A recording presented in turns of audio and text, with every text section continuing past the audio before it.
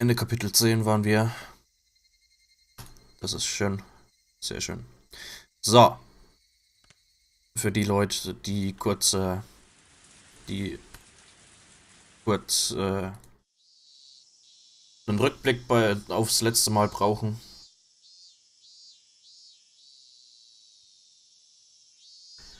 Ähm, Was ist denn letztes Mal passiert? Also Keiji hat den Onkel von Satoko umgebracht, hat ne begraben und so weiter, wollte dann nach Hause gehen, ist dann aber auf, wie heißt sie? Mio Takano, die Krankenschwester, gestoßen. Ähm, Die hat ihn dann nach Hause gefahren und dann hat sie gemeint, dass die beiden sich in dieser Nacht nicht gesehen haben. Was Cage natürlich auch ganz gut kommt. Und ja. Und ja. So viel grob zum letzten Mal. Mal schauen, wie es weitergeht. At first, I thought it was a dream. I was staring at this strange sheet, not really understanding what it was. That was all. I didn't go after it, nor did I ridicule it. The fact was that the boring view was the ceiling of my own room, but I didn't realize that for a fairly long time. Yes, I thought I had been dreaming, but I had actually been staring at the ceiling the whole time. Lethargy induced by the voices of the cicadas. Even after I realized I was awake, I couldn't draw forth the energy to sit up. Everything I could see, everything I could hear, everything was like a television broadcast that had already ended. It was hot. So hot I could choke on the heat. My back was moist with night sweats, and it felt gross. Unable to endure it any longer, I tossed in my futon, and finally blood started coursing through my brain. Moment.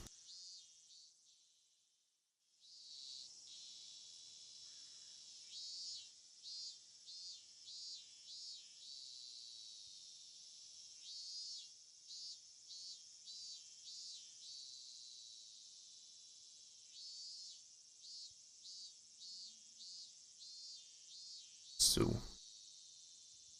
I lazily recalled the long day I had yesterday.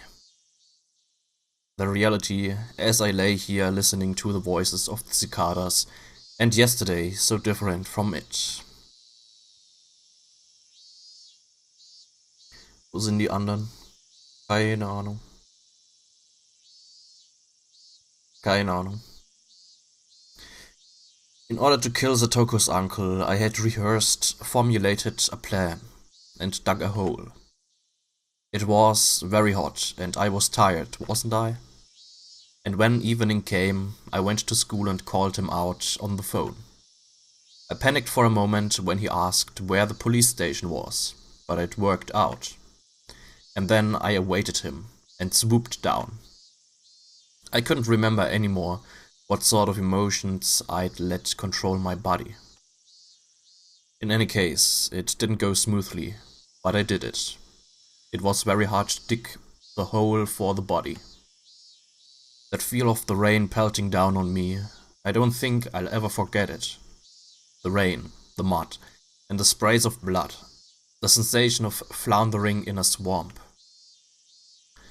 When I met Takano-san on the way home, that wasn't good, no matter how I interpreted it. It was the most misfortunate and uncalculated thing that had happened that night. Everything would have been perfect, if only I hadn't encountered her. I was just riding my bike with my shovel in one hand through the downpour, utterly soaked. There was no way someone could surmise I was a murderer, burying a body just from that information. Now that I was thinking calmly, napping under the morning sun, that's what I thought. Still, the more I think about Takano-san's eyes, it seemed like she understood. Takano-san, she knew that I'd killed someone, buried them, and that I'd been on my way home, exhausted. Takano-san wouldn't gain anything from selling me out to the police, but that didn't mean I could feel at ease. I should have killed her. I had crossed such a bridge to get my tranquil life back. And I'd finally achieved it as a result. But now, for the rest of my life, for all the tranquil days starting today, I'd have to live in fear of when they could suddenly end. I may have twisted my ankle, dulled from total exhaustion. The fact that I couldn't make the snap judgment I needed to, I regretted it more and more as time went on. You didn't have a choice, Keiichi Maebara. You didn't have any choice at the time. You were tired. You were a mess. Even if you had made the decision, you might not have even been able to kill her. She might have just beaten you instead. In that sense, parting ways uneventfully could have been the safer option. No matter how sharp Takano-san's intuition was, she had no proof. Her suspecting me didn't amount to evidence by itself. Logically, I know that. But that doesn't mean I have nothing to worry about, does it? Just worry about it when the time comes. Now isn't the time to be worrying. It's the time to be smiling, right? You accomplished so much just to gain a new life starting today, didn't you? Then you should be happy at this new morning. If remembering the past is too hard for you, then just consider everything up to yesterday as having never happened. You said so yourself. You'd bury it all like it never happened. Well, your wish came true. Everything before yesterday never happened. So be happy, Keiichi Maebara. Yay! I stuck up my hands lazily. It felt a little silly for me to be the one doing it. I heaved a sigh from deep in my belly. That sigh got my lungs moving. It felt like I hadn't been breathing until just now. It wasn't enough to admonish myself over. All the dice that could be thrown already had been. And the numbers that turned up weren't bad at all. If I lost with those numbers, then I'd just have to give up, I guess. I grabbed the chest of my pajamas and flapped it back and forth. Cool air flowed over my sweating body. Okay, nothing before yesterday happened. Nothing. Nothing at all. I'd forget it all. Yesterday was all a dream. What time was it? About midday? Getting myself up and going to school this late seemed kind of absurd. But I needed to go. I felt like going to school would be the first step into my peaceful new life. I didn't care how late it was. I would go. I'd go to school right now and get back to the life I had retaken as soon as I could. My lazy body immediately became lighter at the thought. I rolled up out of the futon, bounced onto my knees, then leaped upright. Nice, stuck the landing. I stuck out my chest and with pride at my gymnast-like pose, then took a deep breath of fresh air. The brisk morning air had been gone for a while, replaced by the crisp air of summer. Downstairs I got a stern talking to by my mother. Where were you last night? When did you get back? You need to tell me when you won't be home for dinner, things like that. But considering the importance of what I'd accomplished yesterday, a little scolding was no problem. In fact, it even felt like the sort of thing that would happen in such a peaceful life. I listened with an irresponsible smile and stepped out into the sun high overhead. It was around the time lunch break would be ending. Everyone would probably be worrying about me. I didn't go to the festival, and now I wasn't at school. Well, maybe they weren't too worried about it, since they would have gotten a small piece of news, but a happy one, from Satoko today. Yes, the small piece of news that her uncle hadn't come home last night.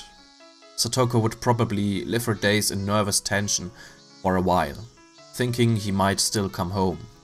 But eventually, those days would end. And finally, Satoko too would realize her uncle was never coming back. Wenn man Hunger hat, obwohl man gerade isst. Habe ich bestimmt schon mal gehabt, ja. And then Rika-chan would quietly invite her. She would say, "You can live with me again." And everything would be back to normal. Our lives would go back to how they were before that man appeared. Satoko would start wearing that extraordinary smile, complete with those protruding canines, and fool everyone with those traps she was so proud of. I'd probably be her first target out of everyone, but I wouldn't be mad. In fact, I might actually shed tears of joy at the return of something so normal. Satoko, she'd gradually grow back into that meddlesome personality of hers. I mean, my lack of useful life skills was already completely exposed. I wondered if I'd ever be a match for Satoko. But that would be such a pleasant thing to see too. And with such warm, fuzzy predictions, I didn't feel bad for going to school so late. In fact, I wanted to run there now to get there as soon as I could. Instead, I decided to savor the peacefulness of just going to school like normal, without running. The world I'd obtained for myself that gave me joy just by walking like this. Yes, the world beginning on this very day was something I had won. Without that monumental feat yesterday, I would never have been able to come to school so cheerfully today. The school gate came into sight. Just then I heard the principal ringing the bell to mark the end of lunch break. It was a clear, refreshing sound. I stopped despite myself and let myself take it in. Tap. I'd stopped suddenly. So there was an extra footstep.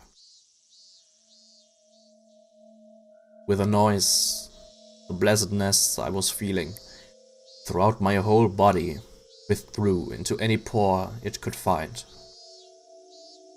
And as if to replace it, I felt like hundreds of hairy caterpillars were climbing up my feet. I turned back, but of course nobody was there. A single footstep could have easily been my imagination, but the footstep felt so ominous. That extra footstep I had heard after seeing Takano-san off last night. With everything that happened on that insane night, I didn't mind something like that happening once. It had been a hell of a night after all. In fact, having just one hallucination was pretty fortunate.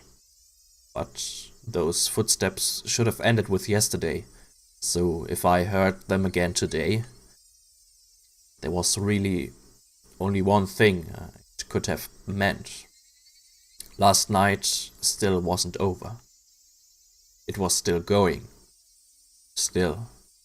That insane night. Forever. The step I heard, just that one extra footstep, was quietly ridiculing the nonsensical notion that the world starting today was completely different from the one that ended yesterday. My classmates playing in the schoolyard all vanished inside like the tide going out. When I approached the school, it felt like that warm, fuzzy scene had ended, and it didn't feel good. At the entrance, I took a quick look in everyone's shoe boxes. Satoko Hojo. She was here. Mion was here too. And Reina, of course. Even Rika-chan was here. Tomita-kun and Okamura-kun were here. In fact, I didn't see any missing classmates. If there were shoes missing, they would have to be my own. I took my shoes off and stuck them in, then took out some slippers. There wasn't a single pair left in the shoe boxes anymore. With that, they returned to the rightful state. But as I stepped up on the wooden floor, I noticed there was just one pair of slippers left. Huh? Whose? Satoshi Hojo. Satoshi, who had never been to school since disappearing last year. Until now, we had committed the exact same act of violence, but I guess in the very end, it went differently. He couldn't make it to school, but here I am. I didn't repeat the same mistake you made. I wasn't about to let myself feel superior about that. In fact, I felt an odd sense of familiarity with him. A misfortunate bond with someone I'd never met, due to following the same fate. I headed down the hallway towards the usual classroom. It felt like it had been a whole year since coming here. Hey, did you forget Keiichi Maebara? Satoshi Hojo didn't really disappear on the night of Watanagashi, did he? Satoshi Hojo disappeared a few days later, on Satoko's birthday, if I was right. I didn't know what day it was, but I couldn't say for sure I'd avoided Satoshi's failure, unless I remained here past that day. I was still living in that night of insanity. The teacher still hadn't come to the classroom. The other door clattered open, the one the teacher wouldn't use, so everyone turned at once to see who had arrived. Everyone looked pretty vacant. Suppose I'll greet them. Good morning, ladies and gentlemen. I do thank you for coming all the way out here today. Silence. When I started to think I'd fallen flat, someone finally started laughing for me. Ah ha ha ha ha. Good morning, Kate-chan. You're pretty energetic today. Yeah, energetic. Maybe you haven't gotten out of the festive mood yet. Aww. Hearing Mion and Reina's cheerful voices made me realize how dumb those dark feelings I'd been having at the entrance really were. Hey now, festive mood? I wasn't at the festival at all, remember? Before I could say that, Rika-chan smiled at me. Keiichi, did you make sure to watch my dance? Yep, he saw it just fine. Didn't you see how big an applause he gave you? And he ignored it when that blockhead Shion came up and made a pass at him. Ahahaha. Take that, Shion! Wow, that felt good. Mion starts laughing at the memory as she slaps me a few times on the back. So, how did the target practice contest turn out in the end? Tomita-kun was facing me and talking. There was nobody behind me. That meant he was talking to me. Tomitake turned up dead last. Everyone had a good time with his punishment game. Ahahaha. Weren't you supposed to be the one in last place, Rika-chan? It was such a turnaround when you pulled off getting that chewing gum. I should have expected that from a member of my club. It was fantastic. Crying at a time like that is a feat only Furude would be allowed to do, said Okamura-kun, breathing heavily from his nose. Hallo Rezos. In my direction. Everyone laughed. If anyone but Rika-chan had done it, it would have been against the rules. Rika-chan gave one of her Nippa smiles as she listened to it. In my direction. Reina too turned towards me. And then With a somewhat embarrassed smile, she whispered to me so only I could hear. But really, thanks, Keiichi-kun. For what? The giant stuffed animal. I was really happy. It's nice and safe right at my bedside. And I made sure to give it a good night kiss before bed too. Aww. The class laughed at that, cheering and cheering. Cheering and cheering. This whole time, the conversation had been a little bit off. I wasn't quite getting it. What's this about a stuffed animal? What's this? Come on, we all worked really hard at the festival yesterday to get it down, remember? The gigantic stuffed animal. Gigantic stuffed animal? Rina seemed taken aback, but when she answered, she did it with a smile. We were having a hard time knocking it over, so we tried aiming at the forehead and rapid fire shooting and stuff. And then, Keiichi-kun, you got a whole bunch of guns ready beforehand and shot them all. It was so cool. Aww. Wait, who was this? All the people in the neighborhood association, including the chairman, were praising you so much at the party afterwards. One of them said he'd fallen in love with your way with words. Tokuzo Kimiyoshi, the chairman of the children's committee, I think. He said he wanted you to entrust you with a few of the stalls at the next festival. Hallo Ennert. Tokuzo is the chair of the refreshment booths. He's on the festival executive committee. My brother-san is great at making things sound good, isn't he? Yep, whenever he talks about something, it seems a lot better than it actually is. Ah ha ha ha, you can't say that. Ah ha ha ha ha. Keiichi-kun, you'd be a great salesman.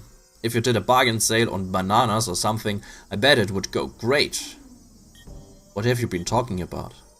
I mean, I didn't go to the festival in the first place. I swallowed those words. I didn't know exactly why, but in Hinamizawa, this is what happened.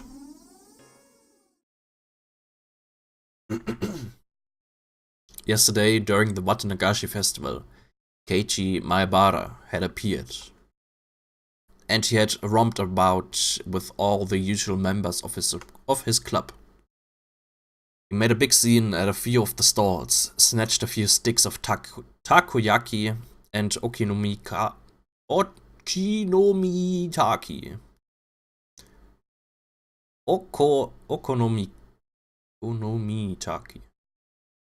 Okonomitaki. In his glee, rating each of them as delicious or terrible to get everyone excited.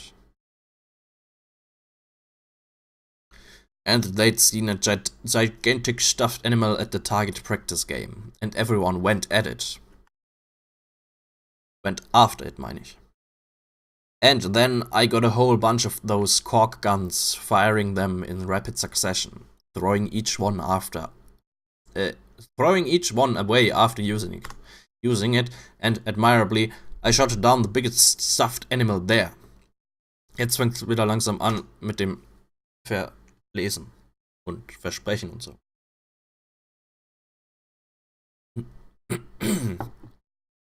And then I gave the stuffed animal, the proof of my victory, to Reina as a gift. Then our fun came to a close as we had to go see Rika-chan's offertory dance.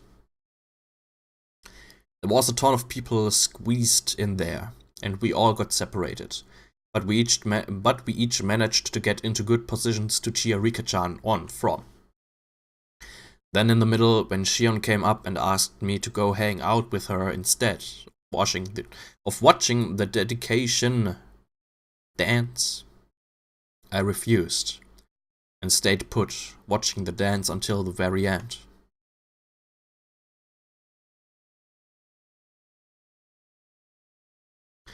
But who? Who was that? Well, Everyone's been saying it, haven't I? Keiji Maebara. I had an urge to yell in anger at my classmates for having so much fun talking about the festival yesterday with Keiji Maebara.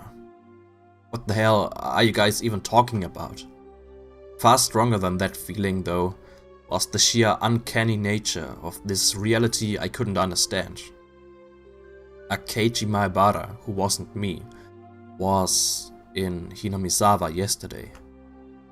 As I threw away my humanity, turned into a demon, and was busy beating Satoko's uncle to death. I was having a great time at the festival last night. What the hell? I had to suffer through so much. Desperately holding back tears, getting so worn out in that downpour, digging holes, chasing, beating, killing, dragging and burying. Who was this Keiji Maebara who had ignored me so and spent such a fun, carefree time at the festival, damn it? Who the hell stood in for me as I put my life on the line, working so hard to achieve this treasure-like everyday life?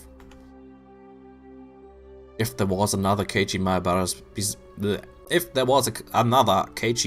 besides me, then what was I?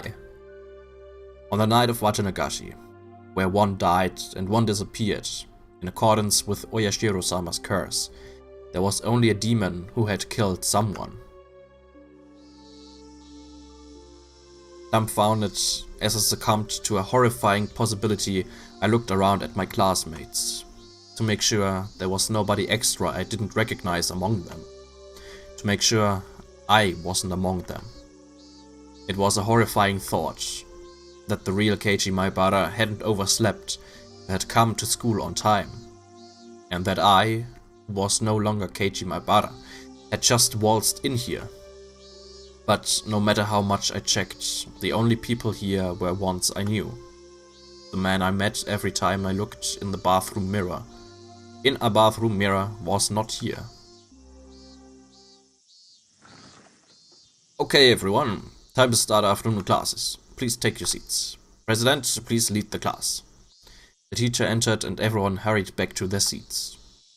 Upon finding me, who was so stupidly late, she gave me a stern talking to, but I wasn't listening to it. Wasn't our old life supposed to start today? Something wasn't right. It was just strange.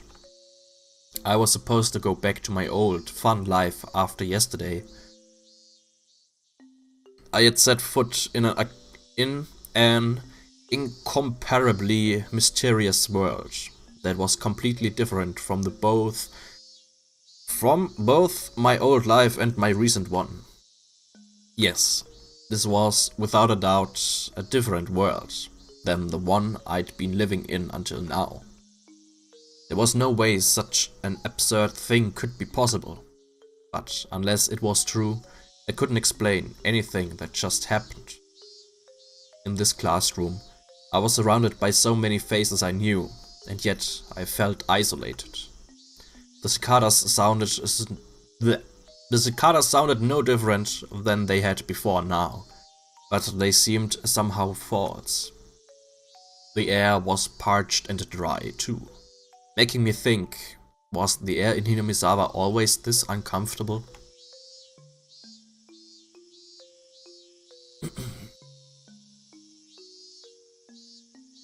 Hey Rena. What is it? We're in class. About the festival yesterday. About when would you say I got there? Huh? To be honest, I was pretty excited afterwards, and I gobbled down some cans of beer. I mean, it's kind of embarrassing, but I don't quite remember some things. Random babbling, it wasn't a bad excuse. Keiichi-kun, you said you couldn't come at first, didn't you? You called Mi-chan's house about it, right? That matched. I called Mion and told her to take Satoko in my place, since I wouldn't be able to meet up with them due to things I had to do. We all decided while we were setting up for the festival that we'd invite Satoko-chan. He wanted to bring her out someplace where she couldn't see her uncle for a little while. That was the same too.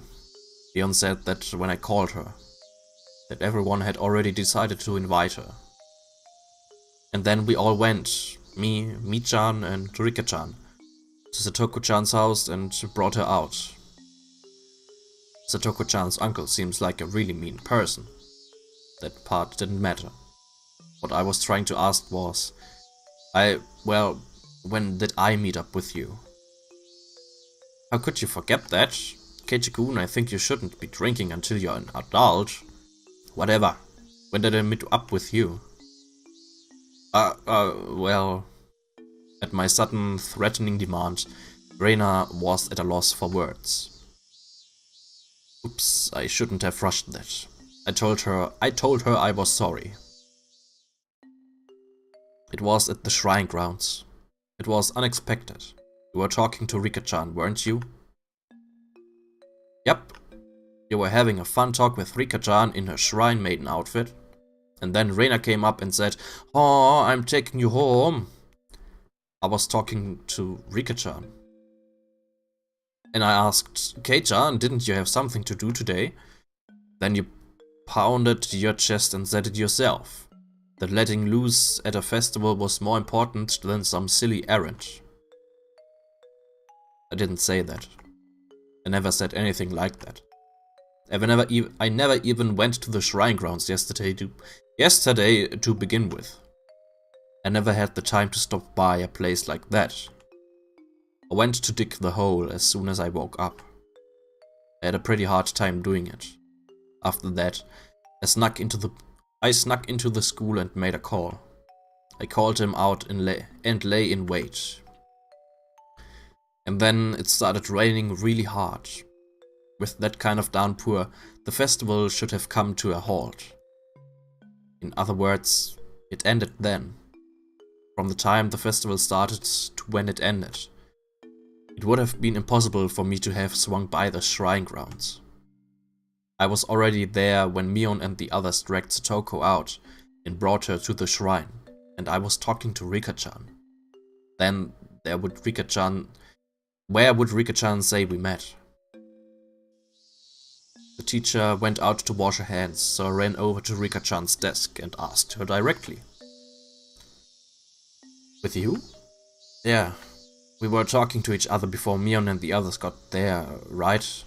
When did we see each other? When and where? I don't know what you're trying to ask. I drank so much beer I lost some of my memory. I don't remember a thing. It looked like Rika-chan bought into my babbling. We saw each other when the mayor and the others came out of the assembly hall. You were in front of the ritual implement storehouse. Huh? What? The ritual implement storehouse? I'd never heard a building called that before.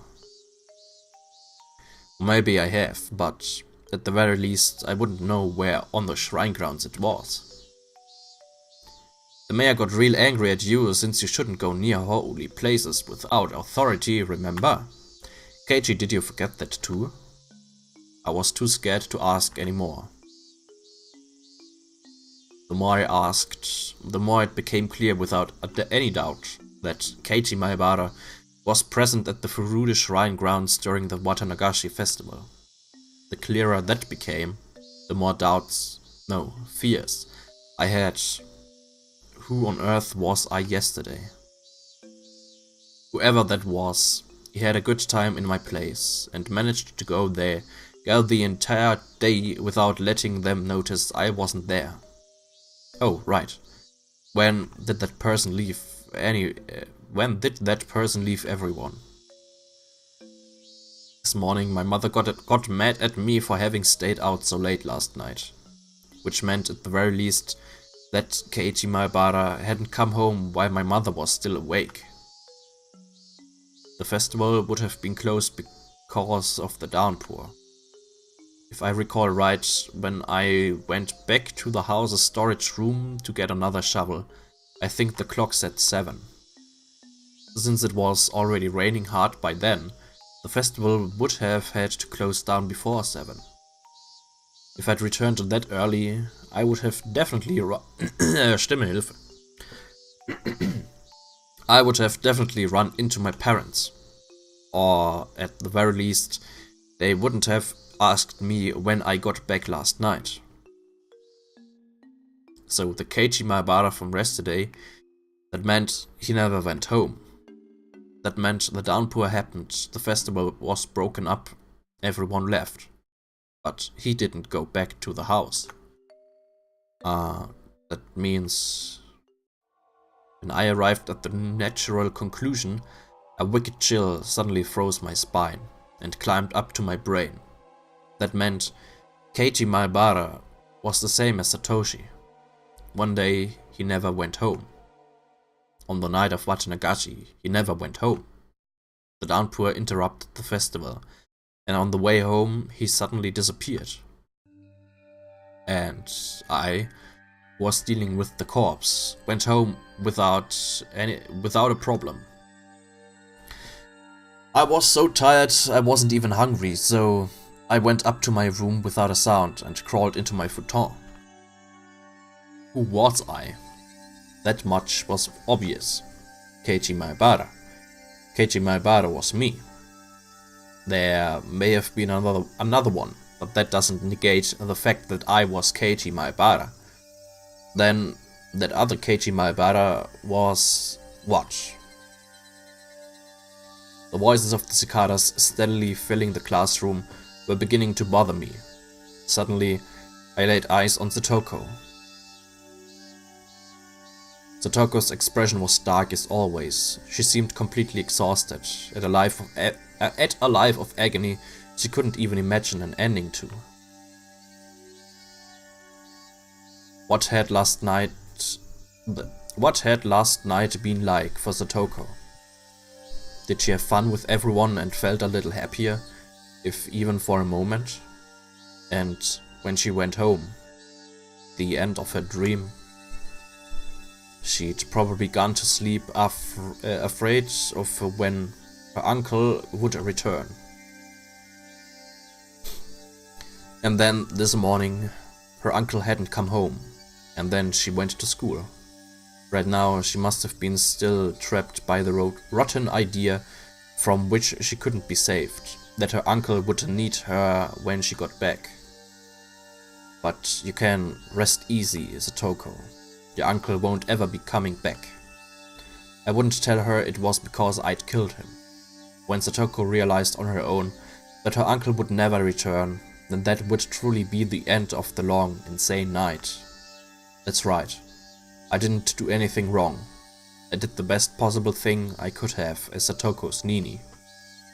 Not an atom in my body regretted it. And look, calm down and think, Keiichi Maebara. From a certain point of view, isn't it convenient there was another Keiichi Maebara? I buried the corpse perfectly. A beginning wouldn't happen. But if worst came to worst, and it got out, and the investigation got to me, I now had a strong alibi, able to profess the fact that I'd been at the Watanagashi festival. But accepting something so creepy and using it as an alibi. Still, if I proved I hadn't gone to the festival yesterday, it would do no good and a whole lot of harm. That was what left the reality... That was what left the really, actually bad aftertaste. I ain't got...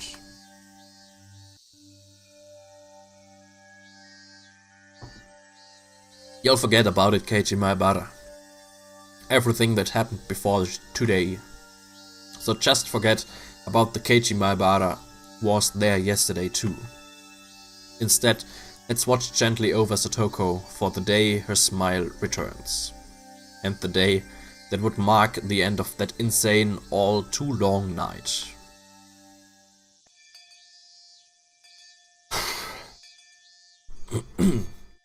That's all for today's class. Please go straight back to your homes, everyone. President, if you would. Everybody stand up at attention. Oh, goodbye. I thought about many things, and saw my thoughts dispersed by many other things. I didn't know whether or not that time had been spent worrying or daydreaming, but either way, it came to an end along with the class. Cheerfully, our classmates got their things and ran for the hallway. Mion, Reina, and Rika-chan were packing up as well. What about Satoko? This whole day, she seemed deflated. Well, her uncle may not have returned last night, but she wouldn't have known he'd never return. How much I wanted to express that fact to her. Satoko packed up her pencil box and math workbook messily, and after a dark glance at the clock, heaved a sigh. Then went to leave the classroom. Then, suddenly somebody placed a hand on her shoulder and stopped her. What is it? I watched the plans like I was supposed to, and got all the printouts done. Her words possessed by a persecution complex hurt. I spoke loudly so everyone could hear. Hey everyone, why don't we have a club today? It's been a while.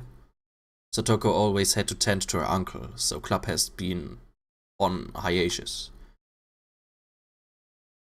In our minds, our club was proof of a calm, peaceful life. Hallo Milch. By enjoying being together, I wanted to make Satoko realize her days of darkness were over. I'm okay. I'll do it.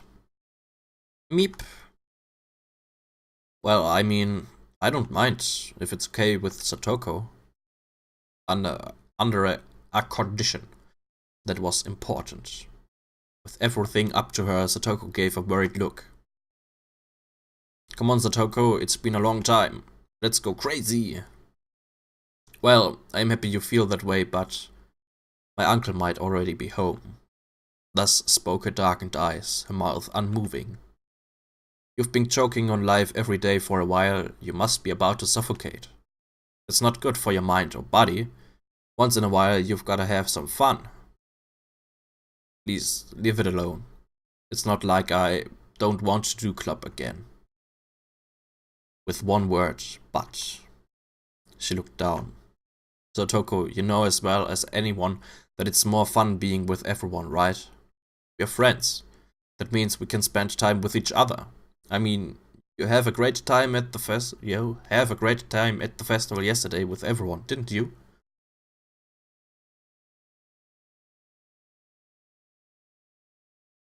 Du wolltest dir Mario Kart holen, hast aber Overwatch bekommen. Wie ist das denn passiert?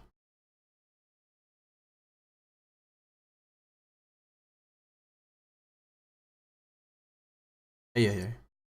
Also ich brauch's nicht, ich hab Overwatch schon.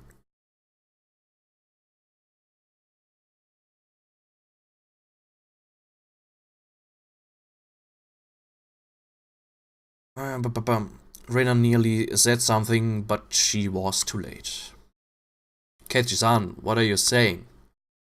My arm on her shoulder seemed to weigh her down, and she threw it off. When exactly was I playing and having fun at the festival? The only one having fun was you, Keiji-san. Huh? I looked over to Mion for help, but now everyone was looking down. My instincts told me that Satoko hadn't gone to the festival, but Reina said it herself. That she went with Mion and Satoko's house. That she went with Mion to Satoko's house to invite her. Satoko-chan left on the way there. She didn't go to the shrine. Why? I realized the absurdity of what I'd just said with Satoko in front of me.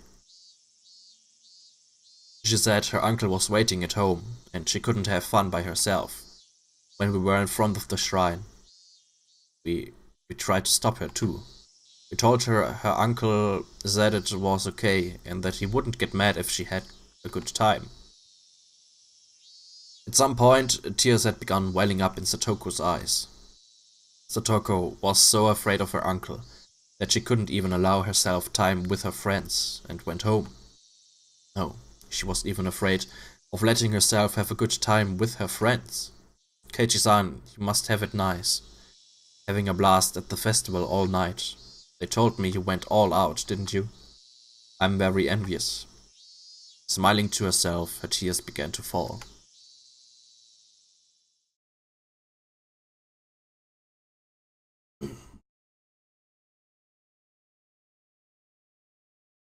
I must provide for my uncle. It's completely different from you, with how you let your parents do everything. Satoko. I'm so glad you enjoyed yourself at the festival. I'm so glad you had... I'm so glad you had... Yeah, okay. I'm so glad you had enough fun for me too. I mean, I want to participate in the club too. Making such a racket with everyone is so much fun. But right now, I can't. Unable to withstand such violent emotion, a few teardrops slid down her cheek. But even though she was having such a terrible time, not once did she ever say that it was hard for her. It was a sad, obstinate bravery. But the days when Satoko had to feel like that were over. Satoko didn't need to endure it, to bear it anymore. She could forget all about it now and smile. I was so frustrated at not being able to tell her that directly. Instead, I said something that I'm not sure I should have said before I thought twice about it.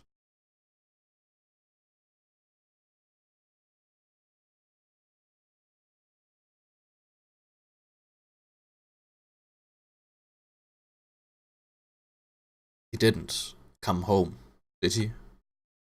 The words were deeply meaningful to me, but I didn't know if Satoko understood them.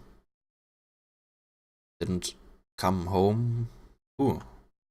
He didn't come home last night, did he? Your uncle. What are you talking about, Keiichi-san? Satoko shouted with all her might. When has he not been there? When? When? Calm down. I mean, he didn't come home yesterday, did he? I don't understand what you're trying to say, Keiichi-san. Satoko, what are you talking about? I mean, that man I killed him. Killed him yesterday. Killed him for sure. And I buried him. Buried him whole. He could never have returned to his house. Even yesterday, he was torturing me so much. He yelled at me. He shouted at me. He found fault with everything I did. He threw the dinner I made him on the floor. He dumped his bowl of miso soup on me too. It was hot. It was messy. And I cleaned all of it up. I cleaned all of it. What? Our stories weren't matching up. He died. And this morning, when he woke me up to make him breakfast, he got so mad at me. He would have gotten mad at me whether I'd gotten up or not. Satoko. Rika-chan went over to Satoko and said a few words of consolation, but Satoko angrily refused those words and thrust Rika-chan away. Nini, come back. Crying, Satoko slowly walked out into the hallway. After a moment, Rika-chan went after her. I couldn't stop thinking about the words Satoko had spoken while crying. I buried her uncle last night. But she said this morning that was impossible. I buried him last night, so she couldn't have seen her uncle this morning. What was Satoko? At that point, I heard Mion's cold voice. Hey, Kei-chan, what did you mean about Satoko's uncle? I said too much. I let my emotions get the better of me.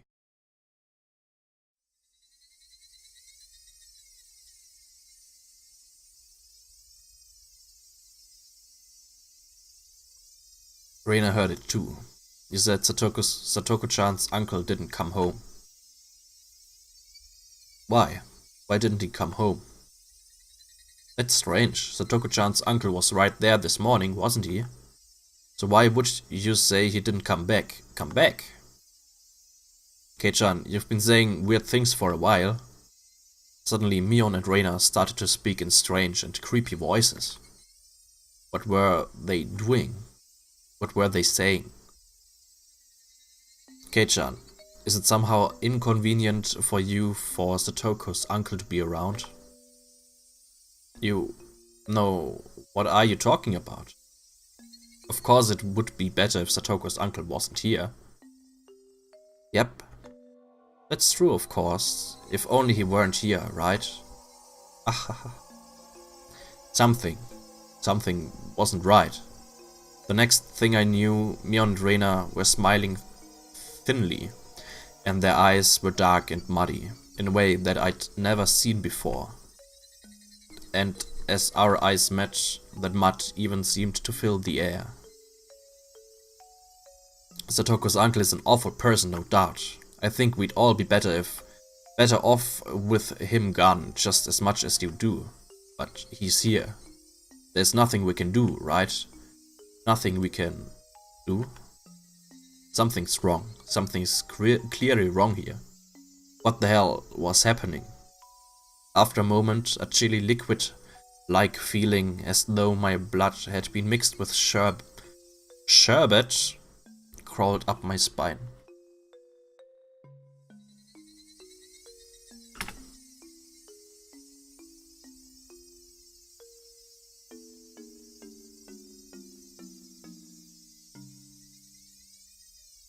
Distant sherbet.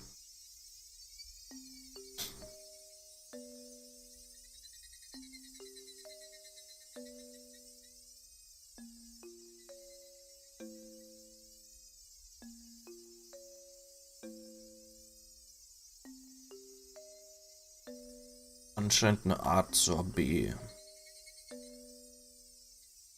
Oder irgendein Pulver.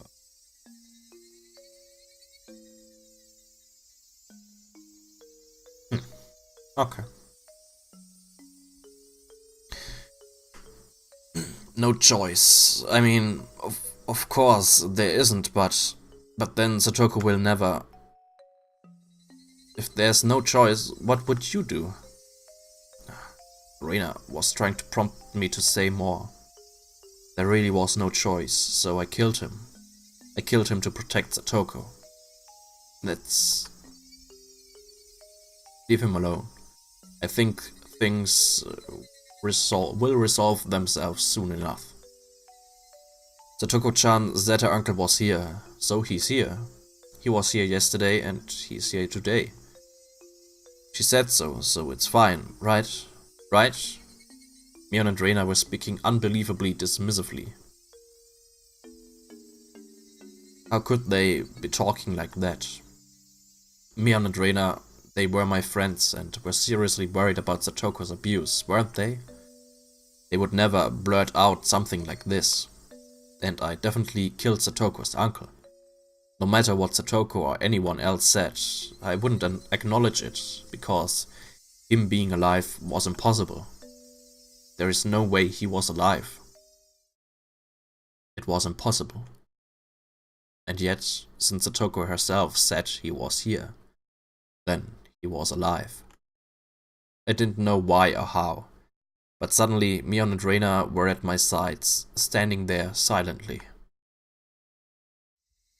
Let's go home, Kei-chan. After we leave, Reina wants to go treasure hunting for the first time in a while. Mi-chan is coming too. Kei-chan, you should come along. Of course, you're not allowed to refuse. Words could freeze blood. Then there was no doubt that they would have frozen me solid. I could hear it, a layer of thin ice, the sound of all my muscles tensing. And with them closely at my sides, we left the school, as if they were police officers taking me away. They talked about silly things the entire way home, like they always did, but they always stood at my sides, as if to prevent me from escaping. This was strange. Everything about this day was strange. Actually, it had been strange ever since the previous night. Yes, thinking back, it had been strange ever since killing Satoko's uncle. That creepy meeting with Takano-san was only the beginning. That insane night was still continuing. Yes, it still hadn't ended. What? What's wrong, Kei-chan? Why did you suddenly stop? Sorry, it's nothing. When I stopped, it was distant, but I definitely heard them. An extra set of footsteps. That was proof. Proof that insane night hadn't ended. Mion left where she usually did, and finally we came to my house. Okay, Keiichi-kun, wait here for me. Verena will come to pick you up soon. What was it? She was inviting me along on one of her oversized garbage treasure hunts at the dam site, right? But why now?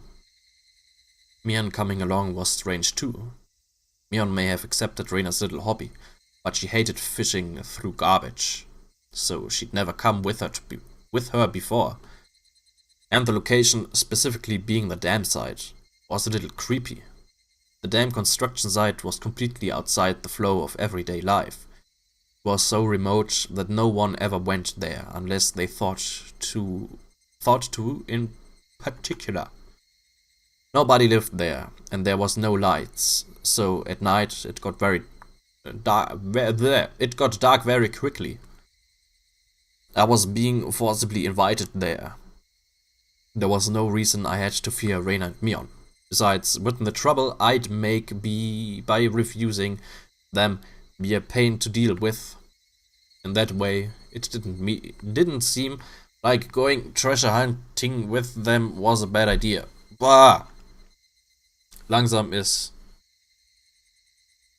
wird's schwer mit lesen. But that insane night was continuing. Haven't the sirens of instinct been wailing in my mind for a while now, warning me that Reina and Mion were strange, that I needed to be cautious. Warning sirens were so freaking loud, it felt like my head would split in two. Reina, I actually have something to do. Something to do? Like what? Like what? I just have something to do, okay? If you had something to do, why didn't you say it while Mi-chan was here? I already told her to meet us at the dam site before we split up. Reina was smiling, but her words made her discomfort clear. Sorry, I just kind of missed the opportunity to say so. Really? You're lying, aren't you? You just made that up, you liar. That's what Reina's eyes said to me. My head hurts. I might have a cold. So I wanted to go get it checked out and get some medicine. Really? That wasn't really a lie. My head did hurt a little bit, so I wasn't lying. Reina, she couldn't figure out if my head hurt or not, just by looking at it. Then, I guess that's that. After staring me in the eyes for a few moments, she fired a sharp, needle-like stare at me. The tension in my body loosened, and I felt like my knees might buckle. If you're going to the clinic, then you should go soon. Sometimes they close early. Thanks. I'll do that. Make sure you go, okay, to the hospital. I will. Oh, for real? I will. It seemed like Reina had realized that I was going to refuse her invitation for a while now. With how serious she looks, she might actually call the clinic later to make sure I went. I couldn't say anything careless. Lying about getting checked out was just an excuse to decline her request in the first place. It didn't matter whether I actually went. Yeah, I'll go. If you want, I can bring you the bill tomorrow. Oh, that would be good. Be sure to bring it, okay? Reina will look at it then. Another tingle started crawling up my back. There was no ignoring it. Reina and Mion must have been monitoring my movements. It wasn't normal. Far from it. All of it was insane. I did what I did because I wanted my peaceful life back. But what on earth was all this? It was far from peaceful.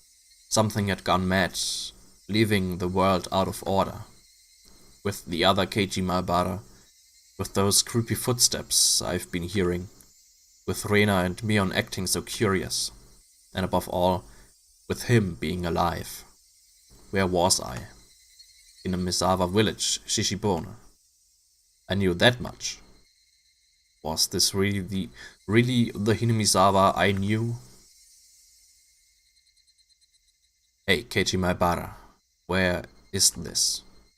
I asked, whipping around before the front door, to face the one who has been following in my wake all day. Nobody would have been there, of course. Keiji Maebara, huh?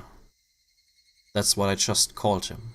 Called the one who had been trailing behind me this whole time. That shadowy presence, always clinging to me, like it was constantly watching for the opportunity to change places. Footsteps, always following me, was another impossibility. It couldn't have been a ghost, so it was just impossible. So the strangeness must have been my ears, my head, or Hinamizawa. Everything I could see was the same exact Hinamizawa I knew so well, and that gave me the creeps. Hammers.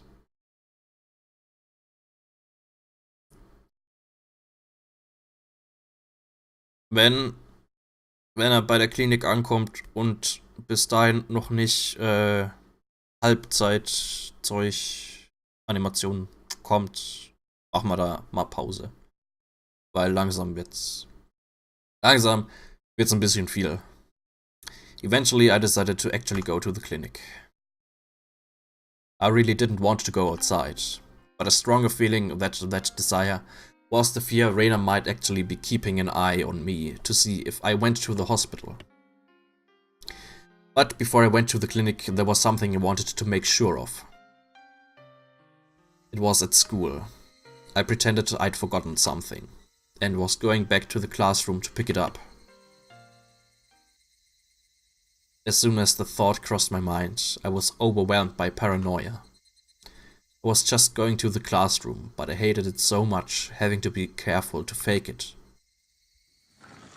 After carefully verifying once more that nobody was watching, I went over to the locker. Yes, Satoshi's locker. I committed the crime with the bed I found in this locker, Satoshi's bed. And then I'd thrown the bed into the swamp, which meant the bed shouldn't have been inside. But, what if? The bed was still in here. It was a very dreadful, incomprehensible idea. But if it was true, it would explain a lot. If the bed was in here, yesterday's events would have all been a delusion. No, an illusion. I hadn't killed anyone, and I'd gone to the festival. I had a great time rampaging about with everyone. It would prove that Keiji Maebara was reading me. Proof that I was only under some strange assumption that I had killed Satoko's uncle. Proof that it had all been a wild fantasy. That would explain everything. Nothing happened yesterday. I had just gone mad, unable to separate my shocking uncle-killing dream from reality. That would explain everything. If the bed was here, would I be able to accept that reality? If it was here, nothing will have changed. If it was here, it would just mean I'd gone crazy. Preparing myself for the worst, I opened the locker door. I was actually scared of opening it slowly, so I threw it open with a bang. And just like the first time, The choking scent of smell and sweat, like a stale towel, came flowing out. There was a baseball uniform, and some miscellaneous other things, like notebooks. There was also a shoe pouch, and as for the bed, it wasn't here. It was how I left it when I took the bed out. There was no doubt, yesterday really happened. Now that I knew I wasn't a lunatic, I felt relieved. But at the same time, if I wasn't the crazy one, then Hinamisawa was. And that was evidence of a reality I found just as difficult to accept. There was noise, somehow, creeping into everything I saw. And the world was losing a tiny bit of color. So, what did I know about last night now? Now that I'd made sure the bed wasn't there, I didn't need to be here anymore. Shall I go? For real, to the hospital? It was my first time going to the hospital, but from what I'd heard, it wasn't far from school. My mom had told me where it was. A big, easy-to-see road went straight there. I went past the shopping street, made a turn. It wasn't overly hard to spot the sign with Hier Clinic written on it. There was one other person, an older man, there in the air-conditioned waiting room. I went up to the counter and told them it was my first time here. The man behind the counter glanced at the clock and said there would be a short wait. It was almost 5. Clinic hours would be ending soon. As I sat in this unfamiliar waiting room, isolated from everyone, and let myself feel the cold air, I actually felt relieved. What should I tell the doctor when he comes? I could tell him I had a cold, but I was the very picture of healthy. Actually, I wanted him to check my head. I wanted someone to confirm for me whether I was really sane or not. Keiichi-san, please come into the examination room. Huh? Voice from the other side of the examination curtain. I thought I'd heard it somewhere before.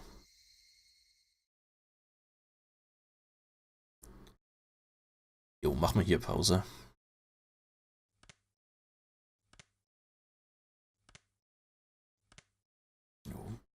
Wie die letzten Dinge, die letzten beiden Kapitel sind immer anscheinend auch immer recht viel länger als die restlichen.